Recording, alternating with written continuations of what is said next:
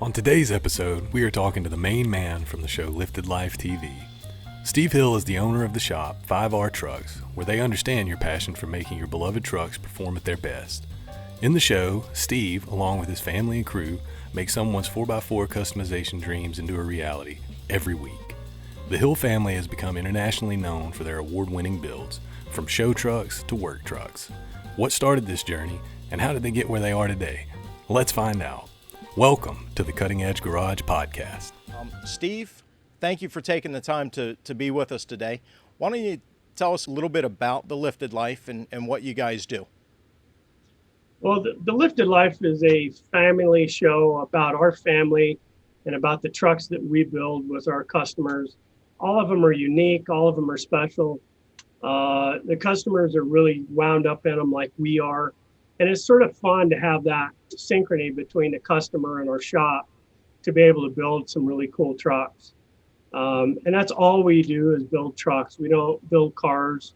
If we have to get on our knees to work on it, it's really tough for us to do that. Okay, so the business itself is 5R Trucks, is that correct? Correct. It's 5R Truck and Trailer. Many years ago, I started just in the trailer business, selling horse trailers, equipment trailers, and stuff like that. And then we progressed into building trucks in about 1984 is when we started building custom trucks. And that's been the majority of our business now, is building custom trucks and not so much trailers. We still do some trailers, but our focus is on trucks. And unlike some of the TV shows that are out there, when we had the opportunity to come out and meet with you guys, I guess that was March, I believe, February, March, we had the opportunity to come out and meet with you guys. The thing that struck me is as we went through the facility, it was like, or not like, it's you're an actual production shop. So you're a production shop with a TV show versus a TV show. And that has to have a lot of moving parts and pieces to it. How do you guys pull that off? Well, sometimes we accidentally knock down a camera guy, but they end up getting up pretty good. You know, being that we're a small shop, we're very congested. We don't have a big facility. We put out big trucks, and sometimes it is a little bit hard to try to build a truck with 4 bays going, and they're trying to film and catch sound and all that other stuff. But we've got a pretty good system down where it doesn't interrupt the shop and everybody keeps working. And people we have, the camera guys and sound guys and people that work on the crew are just really good at what they do. And we don't even notice they're there anymore. How long has the show been aired? How many seasons now? Well, we're in season 5, soon to start working on season 6. With this virus that's going around, it's slowed a lot of stuff down. Sponsors have slowed down. Everything's slowed down a little bit to try to get this world and the USA and everybody over this virus. And that's okay. I mean, we can wait. We'll get over this. We'll start again. And as you know, SEMA's canceled. And a lot of the big truck shows and car shows and everything else and events are canceled. That's just another casualty to try to get America over this virus. Yeah, SEMA canceling was, I guess in the back of my mind, I was anticipating it. We decided, probably 2 days before they canceled it, we decided to pull out. Having a smaller crew like we do, if I, God forbid, if I sent, 10 or 12 people to SEMA and everybody got sick, that's a major impact in my business when you don't have enough people to replace them. So we decided to, just try to do some digital content and things like that to carry us through. Was a little disheartening though to see SEMA canceled. That's probably, I'm thinking, the first time ever. Is that fair to say? No, it's the first time ever it's been canceled. Yeah, it's crazy.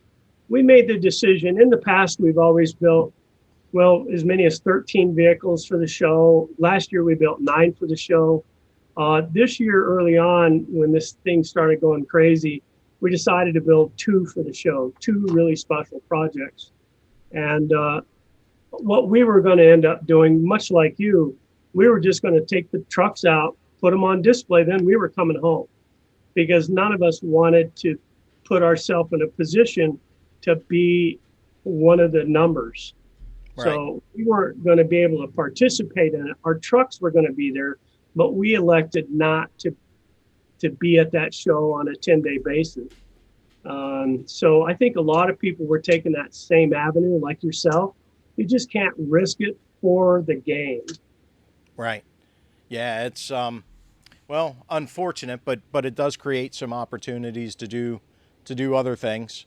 My crew decided that they wanted to build a car, so we're working on figuring out what car we're going to build and what we're going to do, and we'll use the SP tools to put that together, and take the budget that we had set aside for SEMA and throw it towards something we can do burnouts in anyway. You can do a burnout in a truck. You can. Especially some of the ones that you've built. So, that's right. The stuff that you guys do is awesome.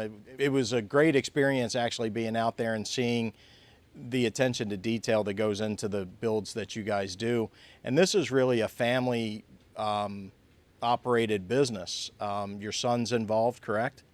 Yeah, both sons, and my dad's 90, and he comes to work every day. And the boys are here. I had a load of grandkids running around yesterday, and I spent a lot of time cleaning up this morning after them. But that's not a bad job to have, though. You get to have fun when you're a grandparent. Yeah, it's always fun having them. So I mean, it's just part of the way we roll here. And with the guys I have in the shop, everybody knows everybody, works with everybody, and it's really nice to come to work. So, did your dad start the business, or did you start the business? No, I started the business. My original dream, I was selling trailers. I needed a horse trailer because I tried to rodeo and play cowboy. So I bought a trailer, sold a trailer, bought a trailer. Then all of a sudden I'm working on trailers. I'm selling trailers. And then I thought it was going to be really cool to be a custom van builder, like the old 80s vans kind of thing. But it didn't go over so good. So I started doing pickup trucks. And now I promise you, without the support of my mom and dad and family, I would not even be here today.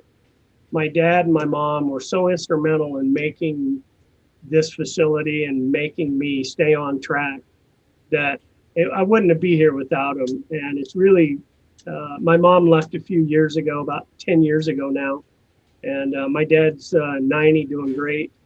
But yeah, I started it with out of a need for trying to be a cowboy. Nothing wrong with that, chasing your dreams. That career didn't work, by the way. So were you not a good cowboy, or you just figured out that this is not good for one's physical health? That dirt hurt. So, yeah. And there's a lot more fun, working on trucks and trailers. And so here we are today, and, going forward. TV show just happened to come by because we do a lot of magazine stuff, and some of the producers saw that. And with the family thing, it's not a made up tension kind of thing around here. If there is tension, it's not made up.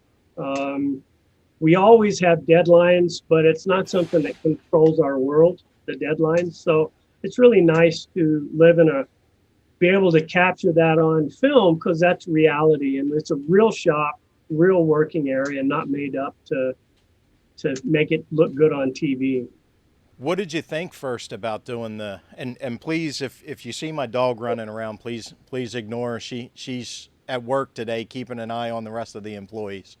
I'll tell you what, if my dog was still here, she would be right here with me. She passed away a few months back.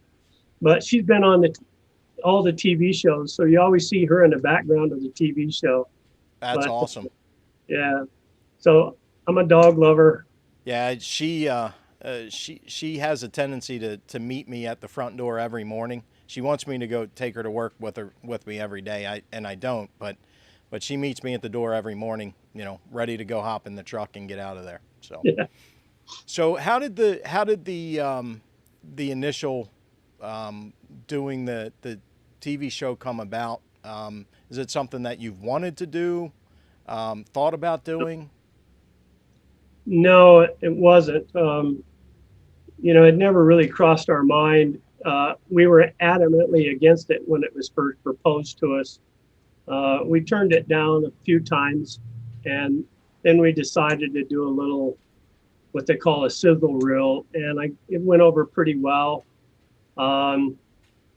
We were okay with it as long as it didn't interfere with what we were doing. If it made us look bad or interfered with what we were doing, or any of the negativity that we need to run a business, because the business is number one, the TV show is just part of it.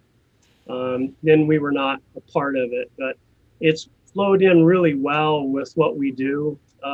Nobody here really cares to be on TV or not. It's not like we have to. It's fun.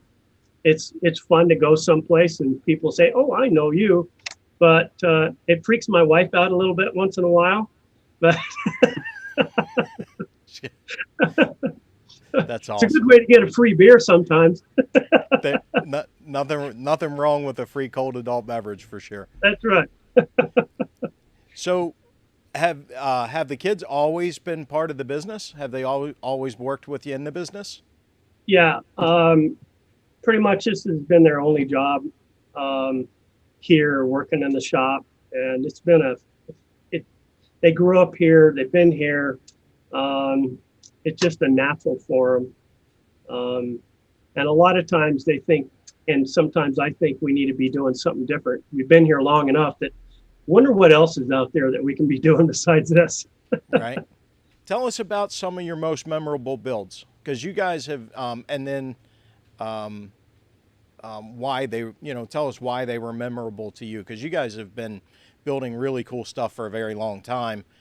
And I'm sure a lot of it starts to run together, but there has to be some things that have really stood out to you. Oh, man. Back in the 90s, we used to build some really cool trucks. I built what was called a rocket truck, and then I built a truck called the cloud truck that were two-wheel drives, twin supercharged, 460s, big tires, crazy horsepower. Those were fun trucks to build. I'm not really into the big, tall trucks because I'm old. But I like the nice, clean, everyday drivers. That's what we really try to build. Most of our trucks that we build realistically are everyday drivers. And a lot of them that you see on the TV show are guys that drive them every day. And I found that when you're building a truck, it's not so much whether we like it or not, it's if the customer likes it.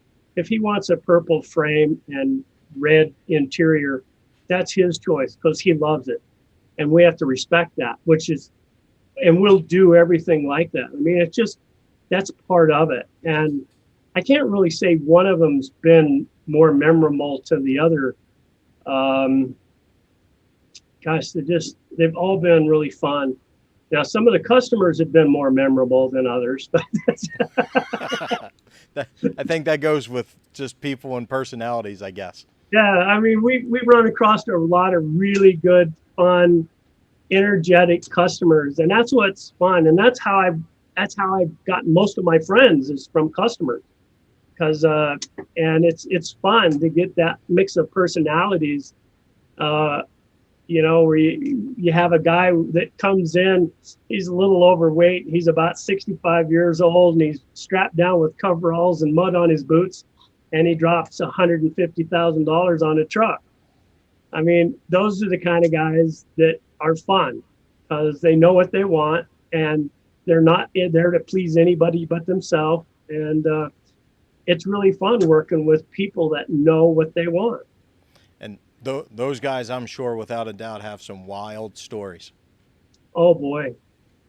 Yeah. And any that you would like to share with us? Yeah. Yeah, I don't know if it's made for TV. Fair enough. Fair enough. So, how's the shop set up? So you guys are doing a little bit of your own fabrication and work as well, correct? Yeah, we have our fast cut plasma, so we end up making a lot of our own product here. Uh, Typically just one-off stuff. We don't go into production to sell to people, but we'll Okay. build grills, we'll build suspension pieces and stuff for some of our own trucks.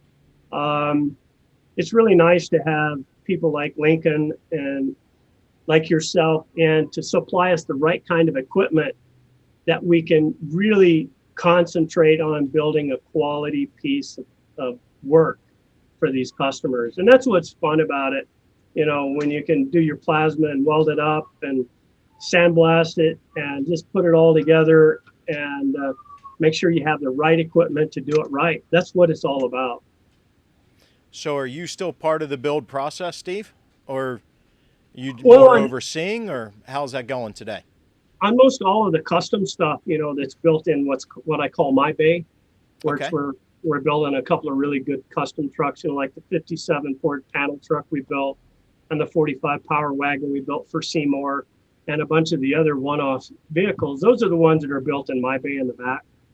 And I don't do it all by any means, but it's more my creation and my design that goes into that. And a lot of the pieces I build and weld and put on and in those cases. We're doing a couple right now that are one-off trucks, and they're in my bay and it's sort of my responsibility, and that's where I'm going to be leaving as soon as we're done here. Okay. What do your sons do? Jake's pretty much overall in the shop. He helps out on the counter quite a bit, but he facilitates. He makes sure all the stuff transportation-wise is being done, make sure the guys in the shop have what they need, help in any way they can. Sometimes he's back there mounting and balancing tires and wheels. Nobody can mount and balance tires, wheels faster than he can. And he just gets in there and gets the stuff done. TJ's pretty much the pretty boy. He sits up front, sells all this stuff, and works with the customers. And he'll get back in the shop when he's walking through and do that kind of stuff. But we try not to let him work on too much stuff. But he needs to be up selling. That's what he's good at. You see a lot on TV, what I call setup type stuff of, you know, somebody coming in and saying, "Hey, I want to build this," or "I want to do this," and the differences are, you know, a lot of that is done for TV versus you guys actually working on, you know, full production and, you know, guys off the street, so to speak. So what is that process like? So I come to you with my Duramax and I say, "Hey, you know, I want to make this an awesome truck."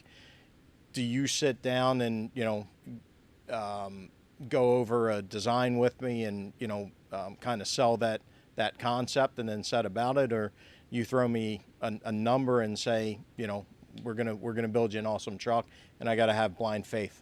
How's that go? Well, in some cases, some people will come up and say, "Listen, I've got a brand new Ford crew cab dually. I want to see some big tires on it. I want it really to be cool, and I don't know what I want. Can you help me out?" And then at that point in time, we go through the whole process and work through each individual item on how that customer wants that truck built. Educate them on what's out there, fill them in on the details, and then, of course, bottom line, put together a price that's respectable for what they want done. Some customers will come in with a picture or something and say, "Listen, I want this, I want this, I want this, and I want this." So it's pretty cut and dried, and we put the pieces together. If you were to come in with an older 65 Ford pickup truck and say, "Listen, Steve, I want a nice Cummins motor in it, automatic transmission, I want four-wheel drive, and I want it red and green or yellow and blue or whatever," then we sort of work through those details on how that's going to happen. And we build a price reflective to what we're going to be doing, and then at that point, we go to work on it. So Okay. there's three different ways we do that, depending on what a customer knows. And blind faith, a lot of time on these new trucks, we've had customers drop off the truck and say, listen, I got a $25,000 budget, make me happy. Gotcha. And that happens more often than you think. Everybody that I've met that has found a measure of success in what they do, I think all have at least one thing in common, and that is meeting adversity and then finding a way to push through it. So looking back on your career, what would you say were some of the biggest challenges that you had to overcome, and what did you do to deal with that?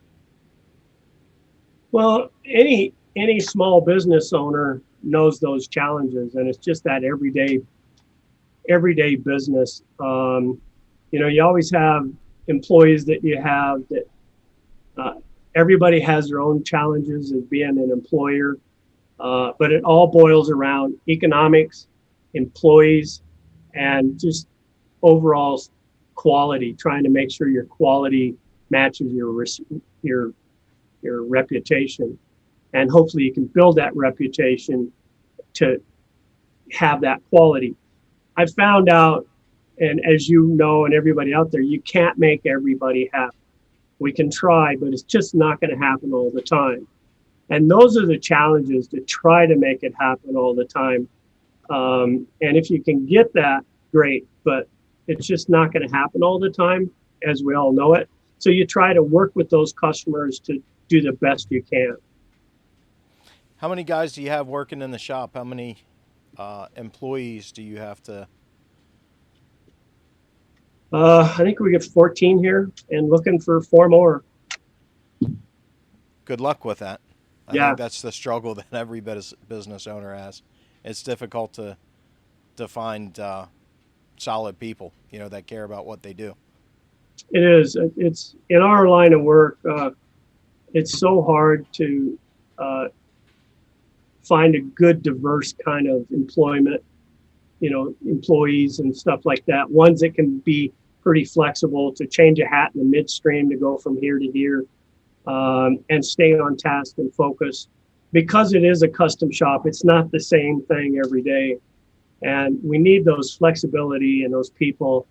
And it's always a struggle. I think that's really our number one struggle, is trying to keep a good base of people that want to do the quality work. Do you guys grow from within as well? So do you bring on apprentices and try to groom them in the way that your business wants things done? Or We have done that. We've got actually a couple of them in the shop now that were started out working at a tire store, filling tires with air, to being really, really good mechanics now.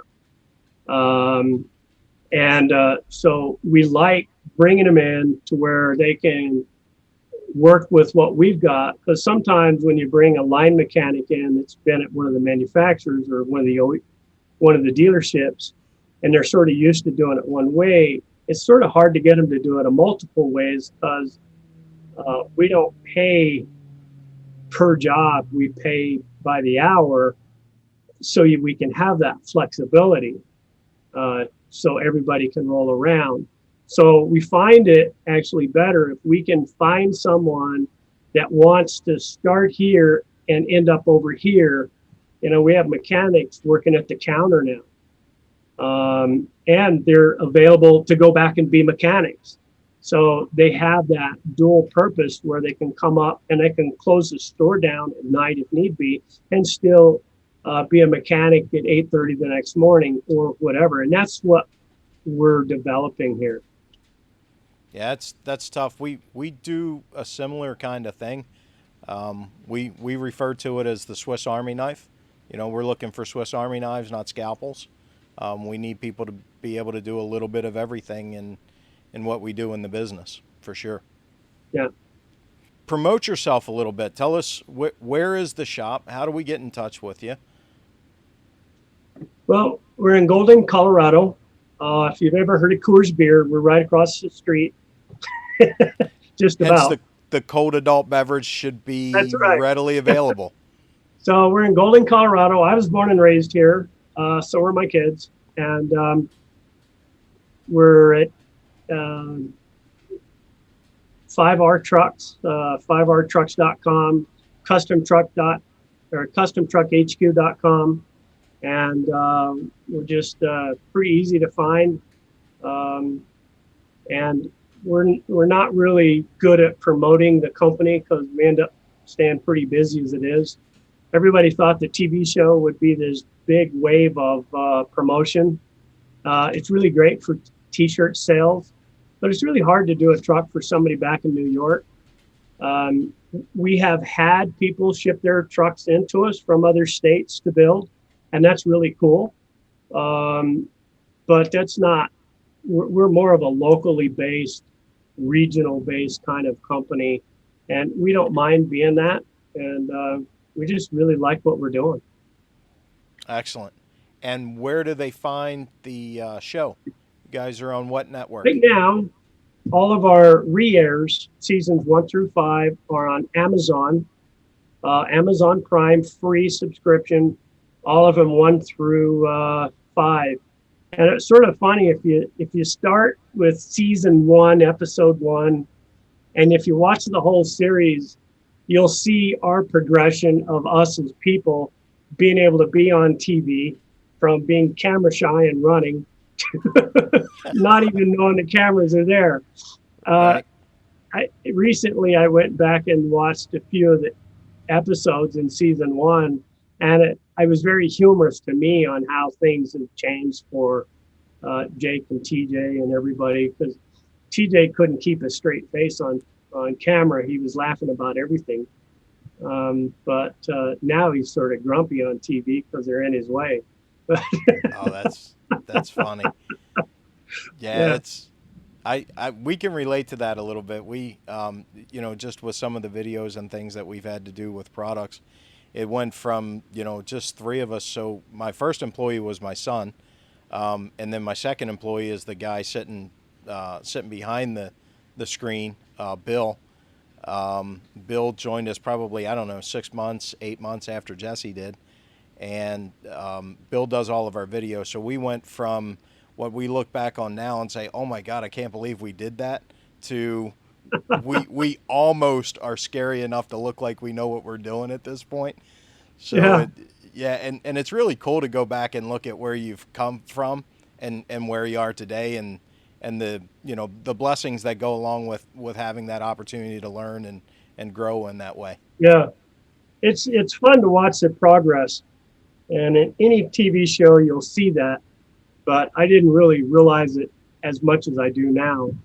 And the thing about being on TV now, watching other reality shows, it's a whole different world. Watching the other shows now, because I know what it takes to go behind the show. And I've actually been on a few of the other shows in the past. So I know sort of some of it, and it's sort of humorous to me anymore. Yeah, I can imagine.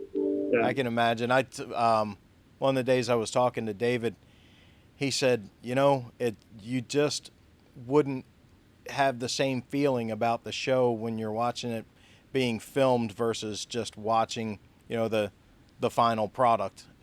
Gives it a totally different perspective. Yeah, it sure does. Awesome. Okay. Well, I'm sorry. Go ahead. Thank you for inviting me on. Yep, you're welcome.